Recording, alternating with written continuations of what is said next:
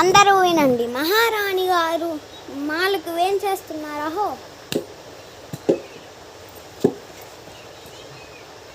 ఏమైంది? మహారాణి గారు పక్క రాజ్యంలో వాళ్ళు మన రాజ్యానికి యుద్ధానికి వస్తున్నారు. యుద్ధానికా? తొందరగా రాజ్యభటుల్ని పంపివ్వండి. మాత, మీ ఆజ్ఞ. మాత, సైన్యాధ్యక్షుడు కనిపించట్లేదు. ప్రతి సమస్య చచ్చిపడింది. ఇప్పుడు నేను వెళ్ళేలాగా చేస్తున్నది. సరే, నేను వెళ్తాను. మాత, మేలు ముసుకా, నాకు అక్కర్లేదు.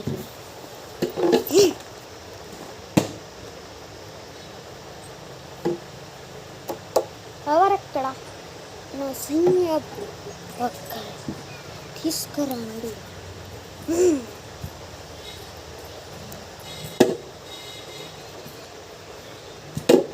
మహారాణిగా ఆజ్ఞాపిస్తున్నాను.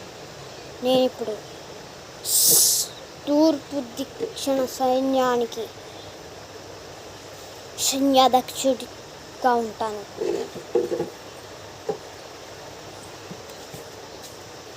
మహారాణి గారు తమ్ముడు ఏం చేస్తున్నారో మాలికి. ఏమైందక్క? తమ్ముడు వేరే రాజ్యం వాళ్ళు మన మీదకి యుద్ధం వస్తున్నారు. అక్క, నువ్వు సరే, అర్థమయ్యింది. నేనే ఏ సైన్యానికి సైన్యాధ్యక్షుడిగా ఉండను. మహారాజు ఆజ్ఞ. చెప్పండి మహారాజు. నా సైన్యాధ్యక్షుడి కవచంని తీసుకురాము.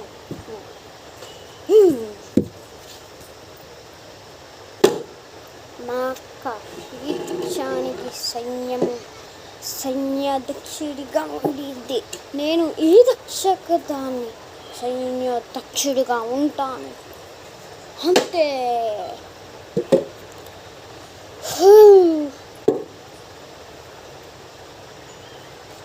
శభాష్ తమ్ముడు, శభా. అక్క ఇంకా చేస్తా.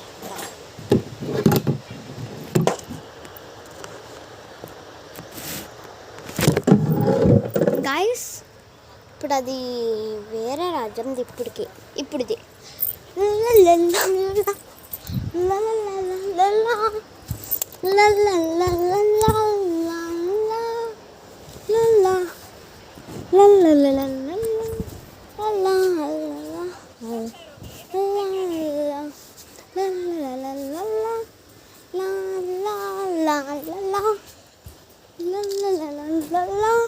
ఏ క్రికెట్ మ్యాచ్ తొందరగా వచ్చాయి.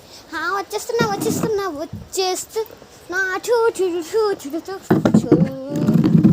పరిగెడుతూ వచ్చేస్తున్నానే. వచ్చేసేసా.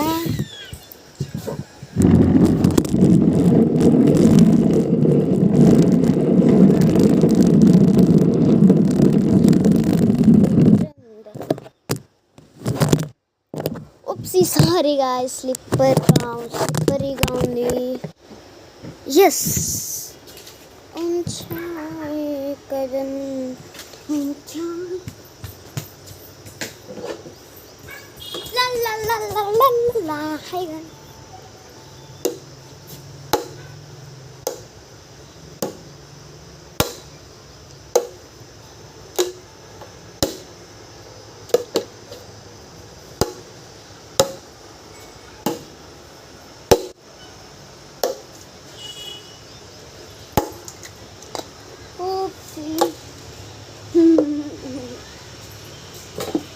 చెట్టు దగ్గర ఎందుకు ఆడుతూ ఉంటాను ఏంటో అబ్బా నేను క్రికెట్ అసలు. అబ్బా, ఇప్పుడు కాల చెట్టు ఇప్పటికే 5 సార్లు ఎక్కి తీసా. ఇదంతా నా వల్లే అబ్బా. నేను ఈ ప్రాక్టీస్కి ఎప్పటికీ సరిగ్గా చెయ్యలేనబ్బా. గట్టి కొట్టకుండా ఉండాల్సింది. మళ్ళీ పక్కటింటి దొరికిపోతుందేమో నా భయం.